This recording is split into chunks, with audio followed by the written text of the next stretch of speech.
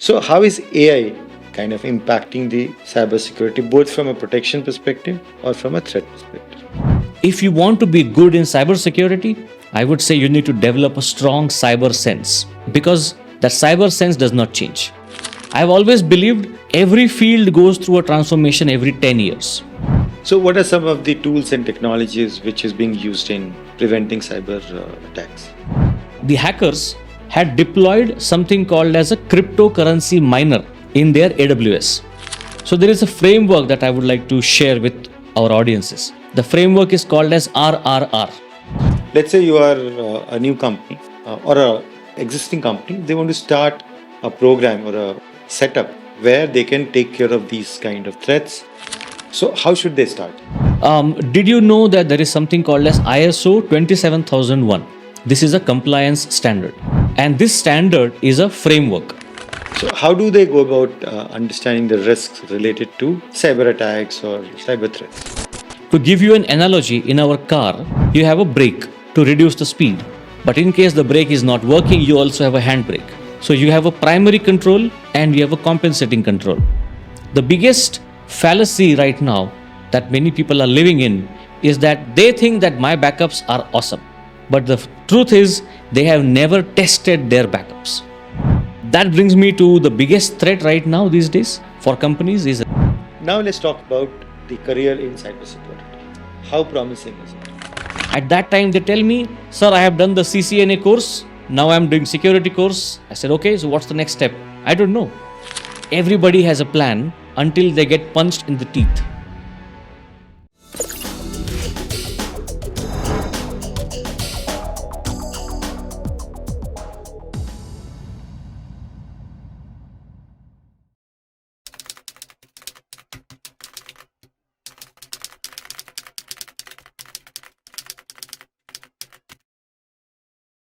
Good morning, good evening. Welcome to a brand new episode of Future Forward, a podcast series by Techcanvass on artificial intelligence, business analysis, and data analytics. Every week, we invite an industry expert to have an in depth discussion on a subject. In this episode, we are going to talk about cybersecurity. Take a moment and think about when did you last use your credit card online, or you logged into an email application, or you just visited your social media website. Every time you go online, you leave a digital footprint, a trail of data that's a valuable target for cyber criminals. So, in this hugely interconnected world, cybersecurity is not just a concern for organizations and government enterprises, but also for individuals. So, we have decided to have one episode on cybersecurity, one of the most important topics in today's world. So, in this episode, we're going to talk about what is cybersecurity, why does it matter even more in today's time, what are the frameworks and safeguards which organizations are taking, and if you want to get into cybersecurity, how can you build your career in cybersecurity?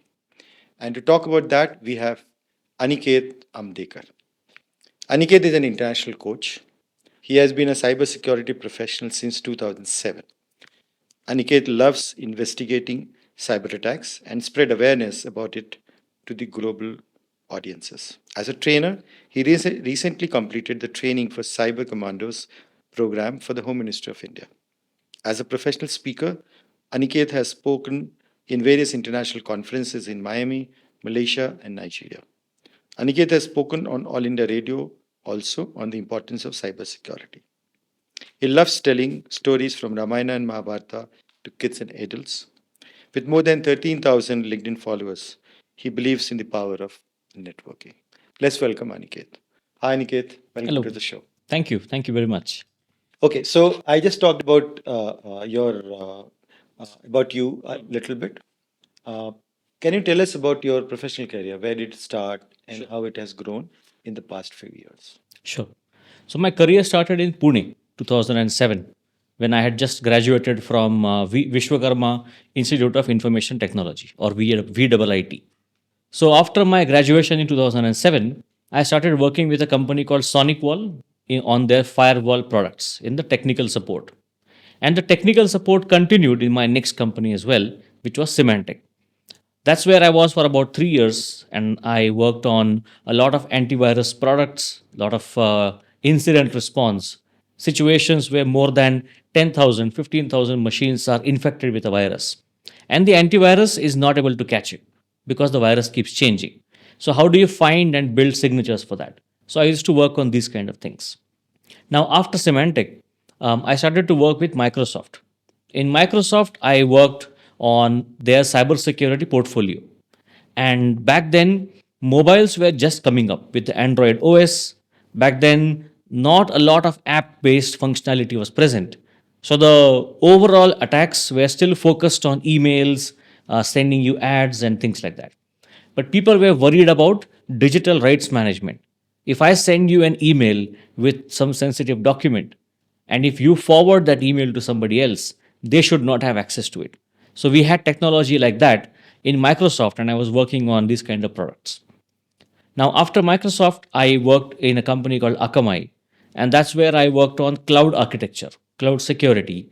This is where I was actively defending against some large attacks from the likes of some hacking groups.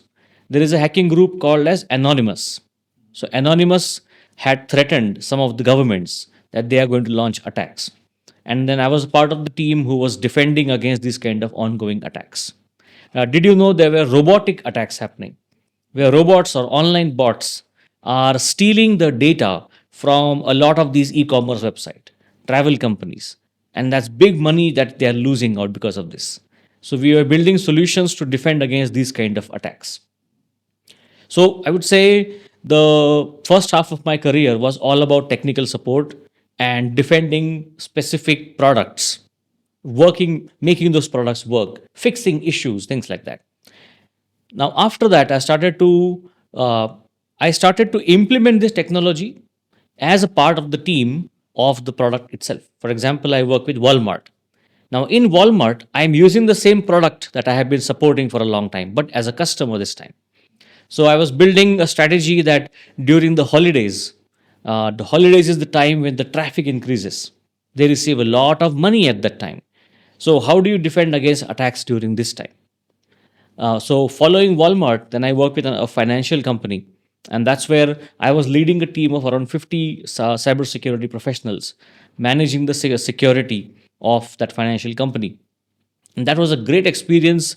It was all during COVID, and that's where the impact of risk management was very becoming very clear on how, based on the risk, you take the decisions, and how every decision will have a lot of consequences. It will have ripple effects. How do you maintain compliance? How do you train your employees not to fall for those phishing emails? All of those things I was working on over there. During this time, I also developed interest in teaching and coaching and mentoring. And by the end of COVID, I wanted to pursue that passion. So I joined this company called Great Learning, where I started to build cybersecurity education products with them. So I design courses that are taken up by audiences all over the world. I work with governments, I work with a lot of big companies, helping their employees to learn cybersecurity. So that has been my journey. And throughout this entire journey, there are many mentors who helped me to focus on the right things. And I'm always grateful to them. Do you want to mention a few of them? Yeah, sure, sure. Um, so Ashwini Singhal, one of my managers, I learned a lot of leadership from him. Sri Shankar Gurujalam, he was the CISO and my boss in Ocwen Financial. I learned a lot of cybersecurity strategy and the human-centric leadership from him. How do you really care for a team? How do you lead a team of 200 people, 300 people? So all of these things I learned from them. I'm also grateful to Mr. Huzefa, who now works in Red Hat. He was the person who taught me Linux and how to do networking. So that foundational knowledge is from him. And the last person that I would like to thank is Mr. Narendra Pathak. He was our professor in Vishwakarma University. You see, I came into the university from electrical engineering background as a direct second year admission. So my entire second year of engineering was all Greek and Latin, and I was not able to really find that tuning. But in the third year, Mr. Narendra Pathak, when he explained to us about networking, how it works, and he gave some very real world examples. That was the one which sparked interest in this field for me. And then I found myself spending time in the library, reading books, things I have never done before. So I think I would definitely be thanking Mr. Narendra Pathak all the time. Yeah, it's always good to acknowledge people who made a contribution in your career. Absolutely. Yeah. Great. So now coming to cybersecurity, let's start with the simple understanding. Yeah. What is actually cybersecurity? Yeah. Cybersecurity is all about defending our assets from different kinds of risks and attacks. Now, assets could mean different things for different people. For somebody like Netflix, for them, what's most important is the data that they have, the kind of movies that they have, and who is accessing those movies. As long as they are protecting these things, their business is going to run very well. For example, what if somebody gains an ability to be able to launch the Netflix app and access movies from unlimited number of devices? There goes their entire plan of subscriptions, right? So that's an attack area for them. So cybersecurity means all these things for Netflix. For a financial company, cybersecurity would mean that they maintain the trust that the regulators have, the customers have in their systems. If they can trust that the banking system will not be manipulated by hackers, in that case, it works very well. Any action which puts a question mark on that trust, that's what cybersecurity means for a bank. So it could mean protecting the customer data, protecting their servers, protecting the mobile app they are having, also training and teaching their customers not to fall for all the pranks and the fake calls that they get. That's all cybersecurity. So protecting our assets from different kinds of risks. Correct. So is it a new area? When the cybersecurity as a practice or as a segment started? I would not say it's a new area. This area has existed for more than 20 to 25 years, but the definitions have changed with time. Uh, the intentions and the kind of security we put have changed over time. For example, back in the days, I would say 1980, 85. So at that time, there wasn't much of an internet. Internet was a unique thing held by specific companies. That's it. In the 90s, internet was still coming to the age, and at that time, the thing that the attackers targeted was ads. So you would receive an email which will give you a fake ad or even a real ad, and if you click on the ad, the person who owns the ad earns money. Okay, because of this, a lot of attacks were focused on making people to click on the ads. Viruses and worms were doing the same thing, filling your machine and your screens with ads. At the same time, the overall speed of the internet wasn't very high. At that time, if you have a 1 Mbps connection, you are an Elon Musk, right? That this is 90s I'm talking about. But then as we entered the 2000s and 2010s, people started to get more and more access to data, which means now I can sit at home and hack into a bank just sitting at home. I can hack into a bank in Zurich, right? I don't need to actually go there. So the capabilities increased. And in the last 5 years, I would say 2020 to 25, with the advent of AI, what has happened is there has always been an entry barrier, which means you need to be a really tech guru to be able to launch advanced attacks. You need to know a lot of things in marketing to be able to create a convincing fake email. Because of AI, all of those requirements have gone away. Anybody, even a school child or a school going student, can convince the AI to write a phishing email and send that email to any people. Any person who is having no background in technical can convince an AI to write a virus for them and then send that virus to other people. So the technical barriers have reduced. At the same time, the value that we are putting online is increasing, which is why the field is now changing again. I've always believed every field goes through a transformation every 10 years. Okay? In every 10 years, there will be something that changes everything. In our case, it's AI. Maybe 5 years from now, 2030, we would have something else, which will change the game all over again. And if you want to be good in cybersecurity, I would say you need to develop a strong cyber sense. Okay, because that cyber sense does not change. Technology keeps evolving, tools keep changing, but the core fundamentals remain the same. And the cyber sense does not go away. Correct. In fact, I have a story also about it. Yeah, sure. Go ahead. So the story is from my college days. I used to go to cyber cafes to access internet when I was in the third year of engineering. At that time, one day I received an email from a gentleman in UK, and he said, "Your an unknown relative of yours has left you 350,000 pounds." I was so happy to see that email. I was like, "Wow, I got a lot of money. My life is going to change."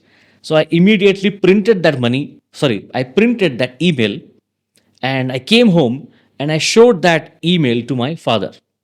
Now, to give you background about my father, he was an electrical engineer, worked in the government all of his life. So he's not a computer fellow or a technical person, but he had a very strong common sense. So when he got that email, he says, "Son, this is not true. Anything which is too good to be true is absolutely not. So you can tear this email and put it in dustbin. No relative is going to give you 350,000 pounds out of nowhere.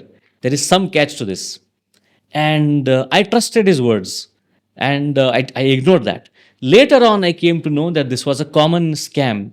Nigerian prince sends you an email, unknown relative sends you an email, and the first thing they do is they ask you to submit 50,000 rupees to even open an account, and then it starts from there. Correct. So my father in 2004 had a strong cyber sense. So you don't need a lot of technical knowledge to have good sense of cyber. Yeah, that's true. I think that sense, any field which you are, Yeah. you need to have that sense of what it is, how it works. Unless you have that sense, possibly your success chances will be always very low. Very true. Cyber sense is an important part. Yeah. Okay, now taking this ahead, what kind of cyber threats, okay, organizations face today? Okay. So cyber threats are faced by the organizations and individuals, and both of them are operating at a very high scale. When it comes to organizations, it depends on what kind of organization that is. Based on that, the cyber threat will change. For example, if you are a defense contractor, in that case, most likely your cyber threat is going to come from a different nation, which is called as a state sponsored hacker. A state sponsored hacker is where you can imagine a building filled with hackers paid by a government. Their full time job is to go every day and develop hacking tools, create a project plan, and hack into other nations. Steal what is the next gen pilots that they are going to train? What's the next gen technology that India is building? They will try to steal this information.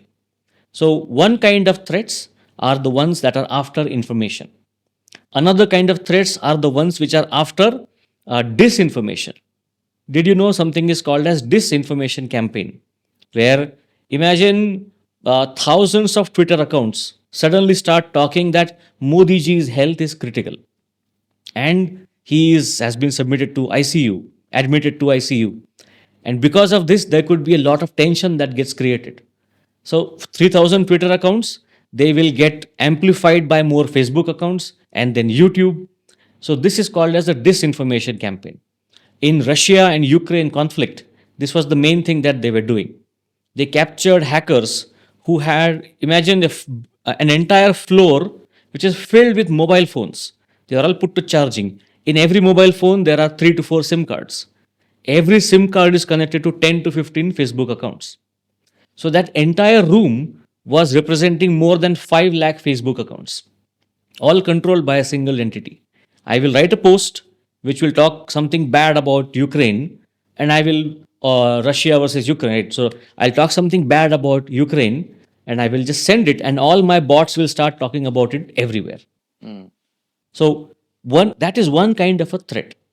Another kind of a threat that a typical organization would face is one of their employees falling prey to a phishing attack, because a hacker is going to send them an email which will not be just a random email. That email will be crafted for that one person because they hold certain authority. So imagine an IT administrator in a company, that person holds the keys to the kingdom. An IT admin has admin or highest level of access to all the systems. If their computer gets compromised, the hackers can get access to all the technology that the company owns. And then because of that, they can start doing a lot of things. Recently, I was helping one company to investigate their AWS breach, their cloud breach. You know what I found there? The hackers had deployed something called as a cryptocurrency miner in their AWS. So hackers found out that this company has got very good amount of cloud presence, huge servers, lots of CPUs. Why don't we use this to mine cryptocurrency? Hackers will get rich while this company will get the bill for all this high computation. So in that case, they are not stealing anything from the company, but they are misusing their resources for personal gain. So this is another common kind of a hack. Then the third kind of a common hack is stealing what matters the most for the people. And when I talk to executives, this is the same question that I get from them. So there is a framework that I would like to share with our audiences. Sure. The framework is called as RRR. Okay, it has nothing to do with the Rajamouli movie. So the first R stands for what makes your company rich. If it is information, if it is your systems, if it's the kind of people that you have hired, or there is some secret sauce that you have created, and that's what runs the company, then that's your first R. What makes your company rich?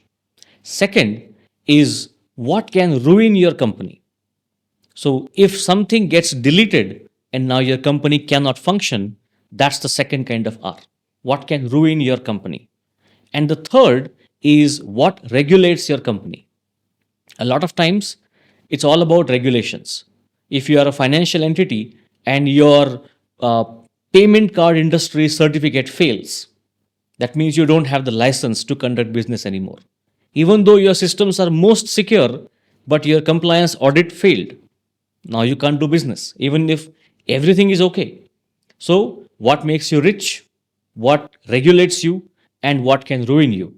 If any company takes a look at these three, they will know exactly what kind of risks are most important for them. Correct. So actually, that is also connected to the next question. Is that, let's say you are a new company or a existing company, they want to start a program or a setup where they can take care of these kind of threats. So how should they start? So triple R model obviously is a nice way to get started. What other things they need to do? Sure.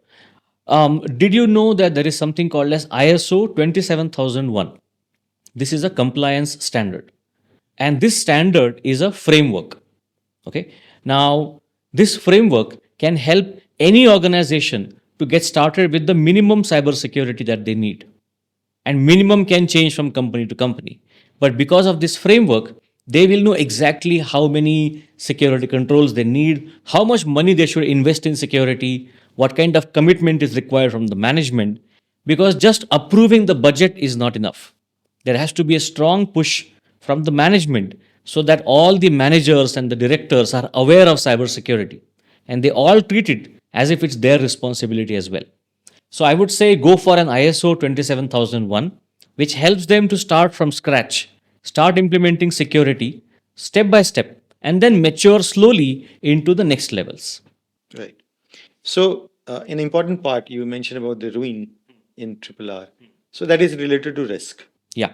So how do they go about understanding the risks related to cyber attacks or cyber threats? Sure.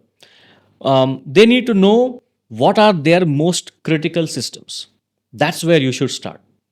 In your entire organization, you may have 100 servers. But out of those 100 servers, which server, if that server goes down, your critical functions are going to be down. So you need to start tagging what is called as a crown jewel. So crown jewel is a very common term used to represent the most important servers. So that you start putting controls around them. If you were having, let's say, $50,000, would you want to split that 50,000 across all the 100 servers equally? Maybe not. Maybe some of those servers are just for internal use. But for your main server, you will put more controls, more monitoring, maybe hire some people. and ensuring that you use the triangle of people, process, and technology. All three of them are applied for the critical servers. Start from there, and then you make your people stronger, make your processes stronger, and make your technology stronger. Together, security gets improved. Right. So there is a term which is related to cybersecurity. It's called cybersecurity governance. What is it and how does it work? Cybersecurity governance is all about doing the right things, but not just once. Doing them at a recurring pace, building it as a part of your muscle memory. So, for example, our health check. One kind of a health check is we can do, oh, I'm not feeling well, now I go to the doctor. Another kind of health check is one that you schedule for yourself. Every quarter you go and you check your sugar levels and all the parameters. So that way you know exactly how your body is functioning. Same way, in any organization, when they are doing or implementing cybersecurity, they should have certain schedules created for that. Whenever I work with companies, I help them to make an annual cybersecurity schedule. That there is something called as a penetration test, where we will hire hackers to come and hack into your applications. We will do that once in a year. There is something called as disaster recovery. Okay, so disaster recovery test we will do twice in a year, where we will shut down your primary server and see if the secondary server comes up or not. If it does, then DR test is successful. If it doesn't come up, then your DR needs more work. And we do that twice in a year. There is something called as employee security awareness. Remember, people process technology. So for the people, we need to train them. We need to give them tools. If you find a suspicious email, how do you report it to your security team? They need to know who is the security team. So 4 times in a year, we will do security trainings. So we saw something that happens annually, biannually, quarterly, and there are activities that happen on a monthly basis as well. It could be like installing a security patch on all of your servers. That can be done on a monthly basis. So governance is making a list of all the right things to do, setting the schedule, and most importantly, doing it that way. That's where governance management comes into picture. So we have this common domain within cybersecurity called as GRC, governance, risk, and compliance. If you do very good governance, you are reducing your risk. And because of that, you become compliant. And the thing is, people do all the right things, but they don't capture the results. They don't capture proof. And during compliance, that is what is asked. Because a lot of people might also say that, yeah, I have trained my employees 4 times in a year. Auditor will say, okay, show me proof. They will say, oh, I'm sorry, I don't have any proof right now. In that case, you can't prove that you have done the right work. So, capturing the right kind of proof, right kind of details, and then having them ready for the audit, that's what makes it really good. Yeah, correct. So basically, it's all about the three things which you mentioned: people, process, and technology. Yeah. They have to work in tandem. Yes. And also measure the results of whatever steps organizations are taking. Correct. Okay. Now, for the process, internal audits, they are the ones who find issues in the processes. Because auditing goes through technology also, processes also, people as well. But then processes are the ones which gets most scrutiny during the audits. And at that time, I have always felt that every company becomes better in their security posture once they go through an audit. Because in the audit, they will come to know what are the things that they are not doing right? What are the points of improvement? What changes should we make so that this risk is reduced? And that way, an auditor actually has a free hand. They are not under the influence of IT, they are not under the influence of security. That free hand is very important. If they don't have a free hand, then they will be thinking, oh, I can't go too hard on IT team because my boss reports to their boss. So an auditor needs to have the free hand so that they can do an unbiased, unreciprocated, or even unbiased audit. And that unbiased audit is the measure of success. Right. So what are some of the tools and technologies which is being used in preventing cyber attacks? Sure. Um, in terms of tools, I would say there are Now, tools are also called as controls. A cybersecurity control is one kind of a tool or set of tools that you measure. To give you an analogy, in our car, you have a brake to reduce the speed. But in case the brake is not working, you also have a handbrake. So you have a primary control and you have a compensating control. Very similarly, in cybersecurity as well, you will have primary controls and you will have compensating controls. For example, on your laptop, if you have a lot of sensitive data, let's say you are a software developer and you have the next code of your software, that code is the gold for that company. Remember what ruins you? If that code gets onto the market, then the company gets ruined.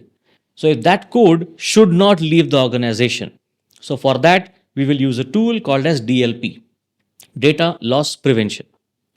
Now, if the DLP misses something, then who else can we look for? Who is the compensating control? Maybe that's where we can look at a firewall, which sits at the edge and is still looking at what kind of data is going out of the company. So you need to look at the entire company, find out the risks, and for every risk, you will have a control. You don't put technology just because it's somebody is telling it or Gartner is giving it an award. You put the technology because it has a risk, it's going to reduce. And only then you put that or invest in that. This is called as risk driven cybersecurity. So, different kinds of technologies are there.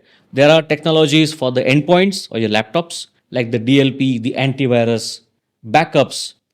Then there's technology for the entire network. One of them I mentioned earlier, firewalls. Firewalls are critical.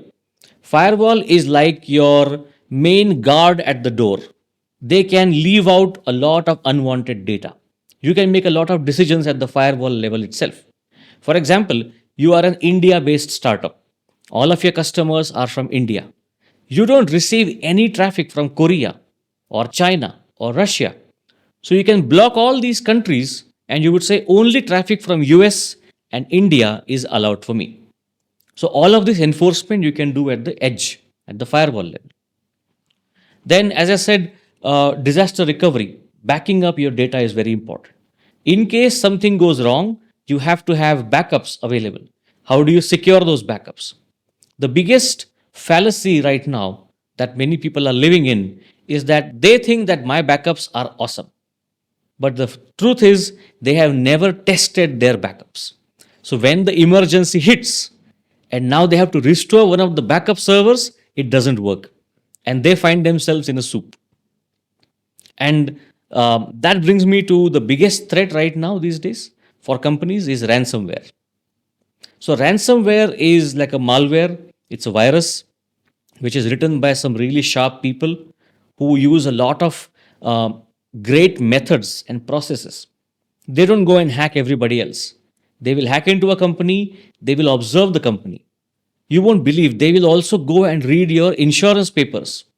So, to know exactly how much insurance this company has. If the company has, let's say, 200,000 insurance, they will ask for $200,000 or $180,000. So, they are asking for a money under the insurance cover. In fact, they would also convince the management that, hey, we are helping you to make your security better. Why don't you pay this money and I'll tell you how I got in, so that that kind of weakness is now removed. So many companies have fallen prey to ransomware attacks. Even some companies have had to shut their doors because ransomware, what did it do? It came and it encrypted or locked all the laptops, all the servers. So company's main website is down, business is down. Everybody is breathing down the neck of the CISO, the security team. What are you guys doing? Why did you guys not save us? All these questions are getting asked. And during all of this, the attackers will send you a ransom note. And they will say, you have to pay $1 million to this cryptocurrency account within the next 24 hours. Correct. You may have heard about something called as a dark web. On the dark web, all these hackers have their own forums. That's where they show off their hacks. And on that kind of a website, they will have a counter, the company's logo and the counter. How much time is remaining until the hackers will make the data public? And then because of that, the company would have an impact. So this is the entire case of the ransomware attack. Yeah. So, since you mentioned dark web, I'll tell you, even from a personal level, okay, Google has a check where they publish the data saying that which one of your parameters, name, email ID, phone number, is available on dark web. So they update the report, so you can go and check, are your data public on the dark web. So you'll realize that recently I found that my phone number is on the dark web. Okay. So what I saw, suddenly the calls suddenly has started to increase. Every day I now get 15 calls because it is now public. So I'm getting a lot of calls. Right. So that's something which people can actually check and take corrective actions. Absolutely. Because the issue that they face is that people by nature don't want to complicate life. Everybody wants a simple life. So if I have a good password working for me, I will have the same password in my bank account, on my Facebook account, on my YouTube channel. Everywhere I will have the same password. Correct. So if the attackers are able to somehow gain access to your browser, they will steal your password from there and they will start using your information. And that's what Google is able to check. If you have the same password used in multiple websites, your Chrome browser can give you that alarm or alert. Correct. Yeah. So how is AI kind of impacting the cybersecurity, both from a protection perspective or from a threat perspective? Yeah. So AI has been quite a game changer for both the parties, I would say. For the and the word that I would like to describe AI with is called as a force multiplier. Okay. When you're playing a game, you have one soldier who is just running, hitting people, and in the game there will be a superpower. You go and you touch that superpower. Now that one hero becomes 50 heroes. And now he is able to kill all the villains with the help of the 50 power that he has. That is force multiplication. And that's precisely what AI does for the attackers and defenders. So if somebody wants to launch an attack, and for that they are writing a virus or a malware, what is the biggest thing that they want to check? My malware should not be caught by any antivirus. And that's where AI helps them to write such kind of a malware which will not be caught by any antivirus. So this is force multiplication for them. Somebody wants to write a phishing email, or they want to run commands which will help them to go past or bypass the security features of the laptop. AI can help them to do that. Now, in terms of defenders as well, defenders are now able to generate reports very quickly. They are able to sift or sift through millions of lines of logs and find out anomalies. That for every user, it takes them 50 to 60 seconds to do an entire transaction. But here are these 10-15 people who did the transaction in just 10 seconds, even 5 seconds. So that anomaly, a human might take maybe an hour to catch that, and AI can do it in seconds. Another thing is a lot of roles are now getting automated by AI. So in cybersecurity, there is a role called as Security Operations Center, SOC analyst. This is the team which keeps working 24/7. Even if you get attacked at 3 a.m., they can detect it and they can do some action on it. But there are two problems that the teams face. One is called as um, alert fatigue. So imagine you are sleeping on a Saturday night, and suddenly your car starts to go beep beep beep beep beep beep because your car thinks it's getting stolen. So you get up and you silence the car. And imagine this happens every day for the next 7 days. On the eighth day, when it happens, you will feel, oh man, this car is going bad. You will simply unmute it and you will go back to sleep. On that day, it was actually a thief who was trying to steal the car. So what you experienced was alert fatigue. Correct. Same thing happens to the engineers as well. Every day they are getting a lot of false alerts.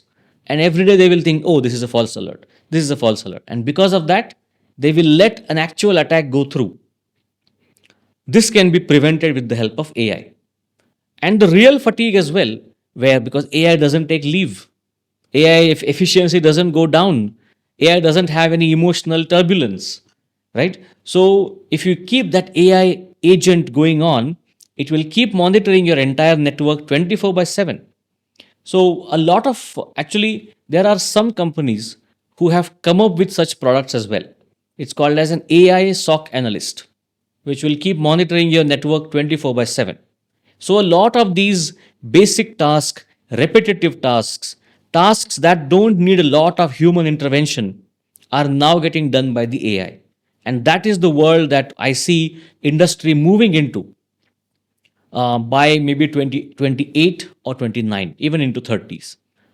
I would say by 2030, this will be the normal, that most of the monitoring will be done by agents. Only the special cases will be given to humans. And that is when human in the loop comes into picture. So overall, AI is the force multiplier on both sides. Yeah, well answered. So I've come across certain terms which I'm going to ask you one by one. Just if you can explain it in simple terms. Sure. Encryption. Encryption is when you want to share sensitive data with people on the internet, but you don't trust the internet. They can read your data. So, encryption will make that data or your text unreadable so that only you and the other person can read it, other people cannot. And it's very important for your sensitive data. It connects very well to the RRR framework that I talked about earlier. Right. Next is multi-factor authentication. Oh, multi-factor authentication ensures that even if your password is leaked online, they cannot log into your account because all they need is username and password, then the account is very weak. Multi-factor authentication means that either you will use your fingerprint or you will use your an OTP, something to prove that you really are who you claim to be. Correct. Next is zero trust architecture. Zero trust architecture is all about um, trust no one and verify everything. If you imagine you receive a Swiggy order during a India Pakistan match and you get a notification from your MyGate app, you allow the person in your apartment. You assume that this person will only come to your building and deliver the packet. But actually, this person can roam around, go to various different buildings, go to any floor that they want. That is too much of access. Zero trust access would say, I have allowed this person at the gate. There is one security guard standing at every building. When the delivery person arrives at your building, again it will be checked. Which floor do you want to go? Ninth floor. Okay, I will come with you and I will press 9. They cannot go to any other floor. That is zero trust. But remember, zero trust is not technology, it's a thought process. So, if you want to implement zero trust, you have to do it at an architecture level. So now we talked about how cyber criminals are trying to attack organizations, individuals. Now, if you look at from the organization perspective, a lot of attacks happen because of human errors, employee errors. What are those errors and how employees can be either trained or made aware that, okay, they should not be doing these things? Sure. I would say a lot of these employee errors happen because of too much trust. As humans, we have a tendency to believe that the other people are also doing good, just like you are doing good. So when you receive a frantic email from your CTO saying that, hey, I'm in the middle of a big transaction, we have just acquired a company and we need to make the first payment. I need you to authorize $50,000 transaction right now. And I have the CEO standing right by with me. Here you go, talk to him. And you also hear CEO talking to you. And with the help of this, the employee is convinced. What the employee didn't know that all of this was done by AI to generate their voices and fake that entire conversation. So too much of trust is given by the employees and they don't follow procedures or process. If you have a good process, the employee would say, I'm sorry, send me an email with the authorization and approval, then only I can do the transaction. So that they follow the process. So, too much trust is what causes these problems. And believe me, this is very common. I have worked with more than 25 companies so far. We're helping them to improve cybersecurity. At least 10 of them have told me exact the same incident that their IT admin, their CTO, not CEO, but mainly CTO, they get a call impersonating the CEO saying that I'm in a discussion, I need money. So this is one kind of a issue that they have. Second kind of an issue that they have is they fall for phishing emails, where they receive an email saying that your healthcare benefits have been paused and none of your family members are covered. And now that's a sudden shock. And they are thinking, hey, what happened? So they want to know more. So they don't read the email completely, they directly click on the link. And the link takes them to a fake page where the attack goes worse. The page gives them a fake username password screen. And naively, they write their corporate username and the password and they click login. But it's not working. So then they call the person and they come to know that, oh, this is all hoax. But by that time, their credentials have been leaked, their computer is compromised. So employees need to be trained on if you see something which is shocking, alarming, don't take action. Take a step back, verify. Always do verification with two different levels of channels. If you received an email from the IT team, you call the IT team on their official number and confirm, hey, did you send me this email just now? Only then you take action. So these are some things which can help the employees not to fall for this kind of attacks. Challenge everything. Yeah. So one of the common problems which I've also experienced is that when you are told about a process, that okay, this is a process, Yeah. follow it. Yeah. Everybody wants to take a shortcut. Yes. They believe that processes are meant to spend or take my more time. Yes. Okay. So this is a mindset problem as well. Okay. True. So can an organization do something about it? Absolutely. I would say organizations can do better storytelling for this. Why storytelling? Is because a lot of times organizations force these policies on the employees for the right reasons, but they don't tell them the right reasons. And all the employees are logical human beings. If they are supposed to go through 5 hoops just to get an apple, they should know why I have to go through these hoops. If they know what are the dangers, what are the risks that we are trying to reduce, and for that we are following this process, everybody will align and they will follow it happily. So, your employees actually are your best source of security if you train them very well. If you don't, then they are the weakest link in the chain, and that's where the attacks will happen. Correct. So we talked about the threats, various types of threats, and the training and other part. Now let's talk about what if there's an attack. Okay. So there's some immediate reaction has to be done. Immediate action has to be taken.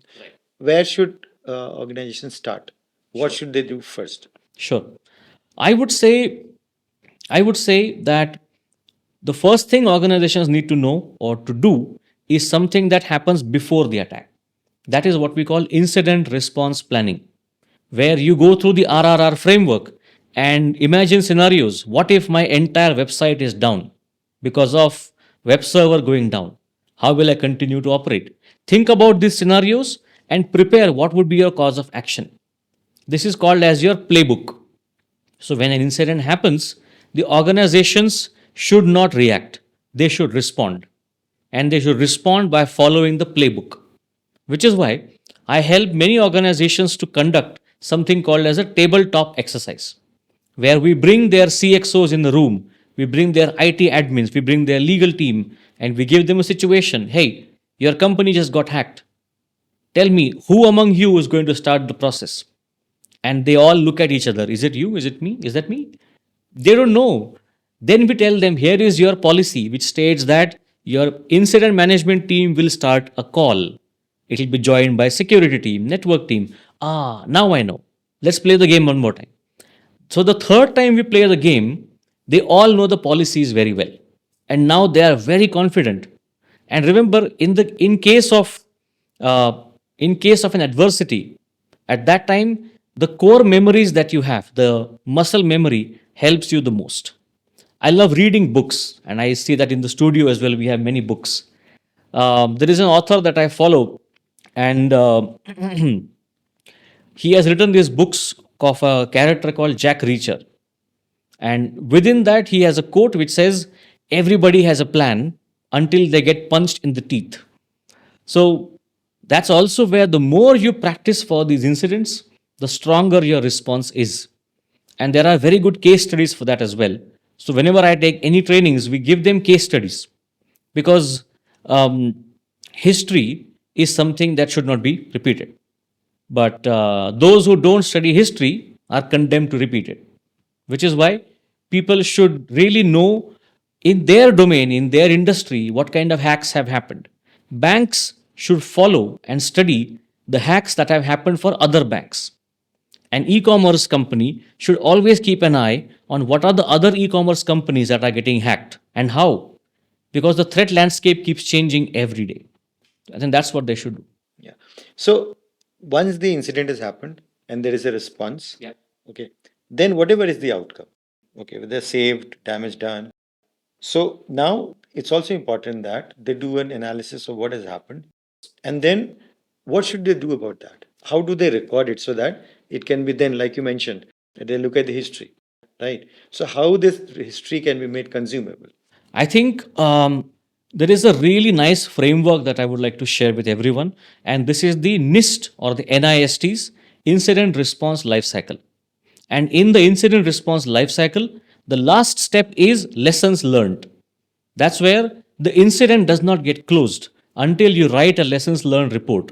You invite everybody on a call. You share this report with them. And now you say, could we have done a better job at detection? Could we have detected it better, sooner, faster? How was our response? Did our team get onto the call immediately or did we have to wait for 4 hours? How was our recovery? Did our backups work? Did it not work? So, in the lessons learned, you go through all the phases from start to the response to the recovery and see what are the places we can improve. Now, it doesn't end over here as well. Based on this, all these teams will have action items. Maybe I will procure a new tool, I will do more testing. Until all of those actions are done, this incident cannot be closed. And once all of this is done, then the summary of this incident is now shared with the executive team. So communication is everything. Cybersecurity team might be doing a fantastic job. They might be the best team in the world. But if they are not communicating it to their CIO, to their board, the board will not have confidence in security team. If they don't have confidence, they will not get budget. So the CISO of the company is the master communicator who is supposed to continuously share the necessary, non-technical and accurate details with the senior leadership so that they have confidence in the system. Okay. So now let's talk about the career in cybersecurity. Okay. How promising is it? Careers in cybersecurity, I would say it really is a promised land because people can make great careers in cybersecurity. And if your fundamentals are strong, you can certainly enter the domain. You can enter the domain from the first year of your experience itself, like what I did after my engineering. Or you might be working in a different field and you can transition into security. A lot of people I have seen who have been doing project management, but while doing project management, they were involved in cybersecurity projects that piqued their interest. And that interest they were able to pursue more. And then based on that, based on their efforts, they were able to make it as a technical person within cybersecurity field. So career-wise, there are different kinds of careers. I would like to talk about three main streams of careers in security. Okay, one is called as the defensive stream, which is where also another term for it is called blue teamers. There is blue team and there is red team. Blue team is where you always think defensive. How do I protect something? If I show this person a login screen, username, password, the first thought they will have is, how do I protect this better? You then have red teamers. They are the people who work on offensive security. They like to hack into things. So I want to share this with all the audience members listening. If as a child you loved taking apart your toys, then red teaming is for you. If you like to unscrew the things from your cycle and understand how it works, even then red teaming is for you. So people who like to break things apart and study how it works and put them together, red teaming is for them. That's the offensive side of security. The third stream is governance, risk, and compliance. These are the people who are auditors. They are the ones who are great in governance. They are really meticulous in nature. They have an eye for detail. They can go through a 90-page document and find multiple errors and risks in that document. So these are the different kinds of careers you have. Okay. So let's get into a little more specific. So for example, somebody is a project manager. Okay. So if they want to transition into cybersecurity or add that as a skill, how should they go about it? For anyone who wants to enter security from a different domain, I would say try to look at adding security before or after their designation. If you are a project manager, you can be a security project manager, right? And that's where one needs to do the research before they make a decision. Because in these days, what happens is our attention is being grabbed by so many different ads and channels and success stories that we see on LinkedIn, and courses that are available in the market. And at that time, one doesn't get to really know, is this an intuition, right? Sorry, is this an infatuation, or is this truly what I want to follow? Right? Because a lot of times you look at Master Chef and that evening you are thinking, oh man, I can also be a chef. Maybe I will do a chef course. But 2 days later, that thought goes away. So it was just a temporary infatuation. So before you start putting money into something, verify that. Second, I would like them to do some confirmation study themselves. Go to LinkedIn and find out, are there stories of people who made it from project management to cybersecurity? If yes, what does their LinkedIn profile look like? What kind of programs they did?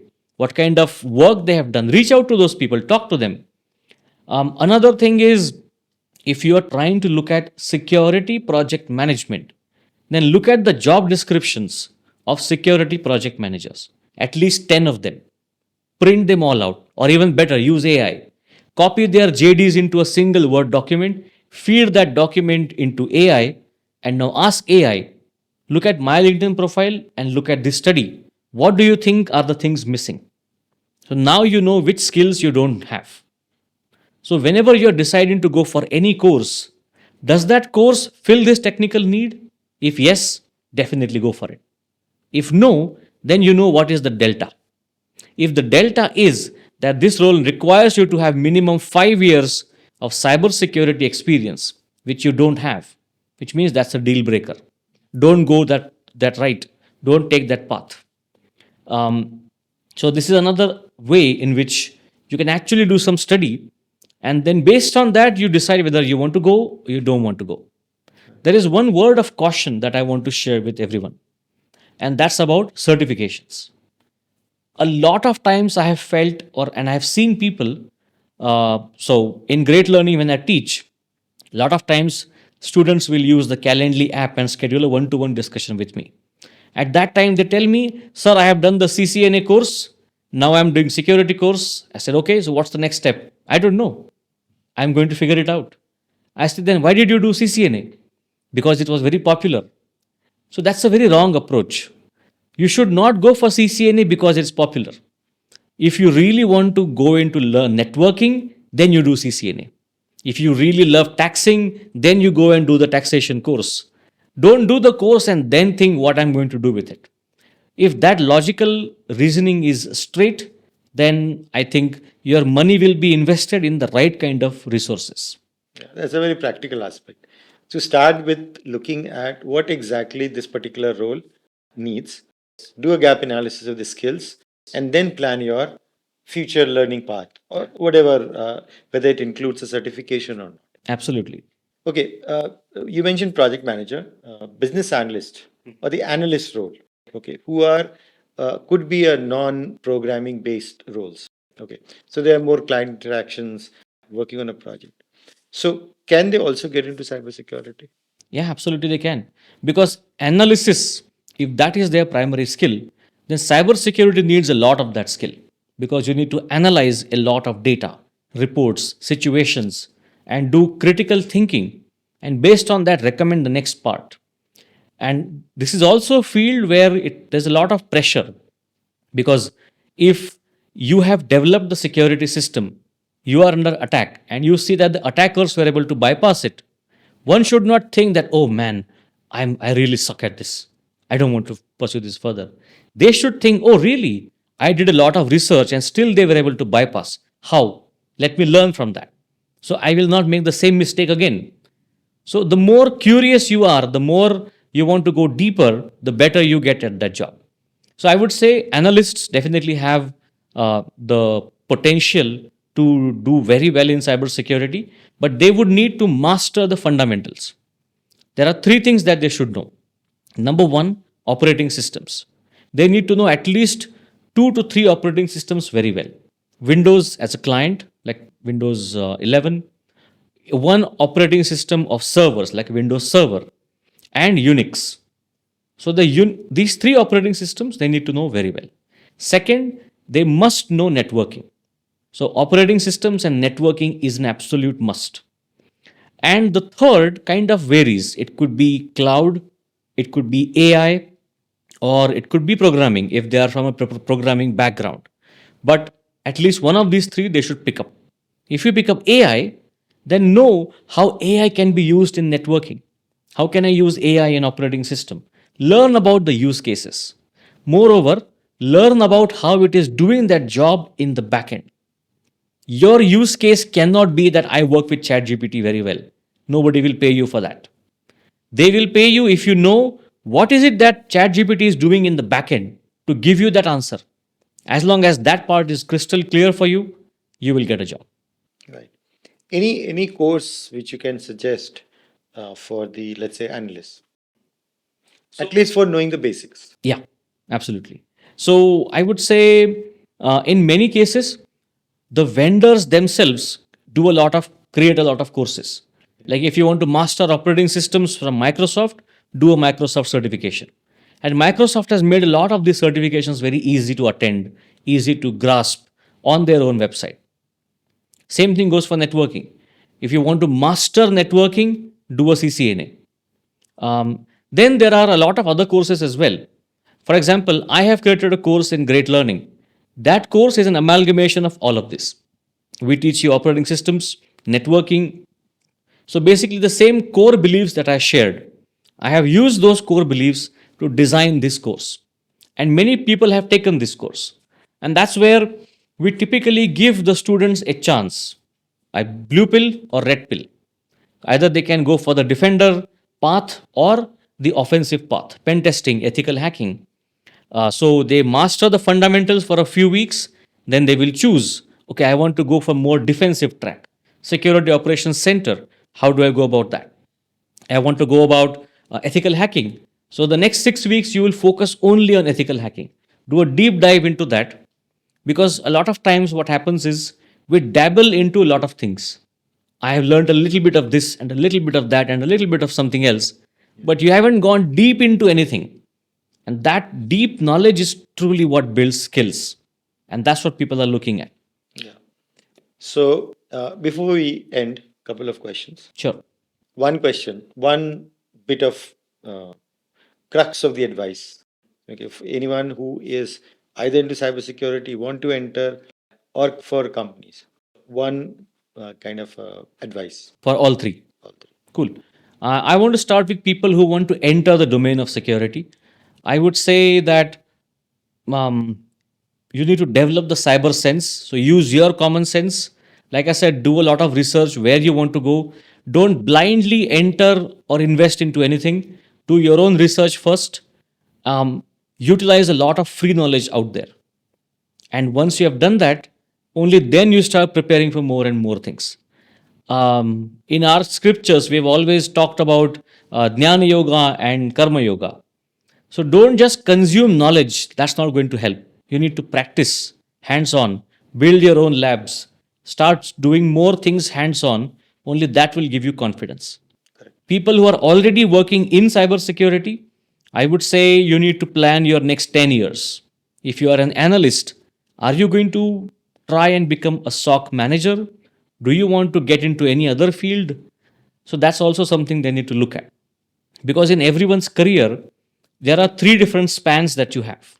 First span is when you are a newbie, 0 to 5 years. That's when you need to pick up one field and go deep into it. You become the gunda of that field. You really should be, nobody should be able to question your authority because you are obsessed with that technology. The next phase, 5 to 10 years, that's when you need to become a generalist. Just knowing one tool is not enough. You need to know what is to the left and to the right. You should know how the business works. How does your company earn money? Where does your role fit into the big grand scheme of things? Because people who fail to do that, they are the ones who get the pink slip. And they would say, "Oh, I did not know this is coming." Whereas nine other people knew this was coming because they were reading the room. So be aware of what's happening in the company. And for the organizations, I would say that keep an eye on your risk portfolio. Don't think that I am too small of a target. I am just a 5 people company who will hack me. That's not how it works.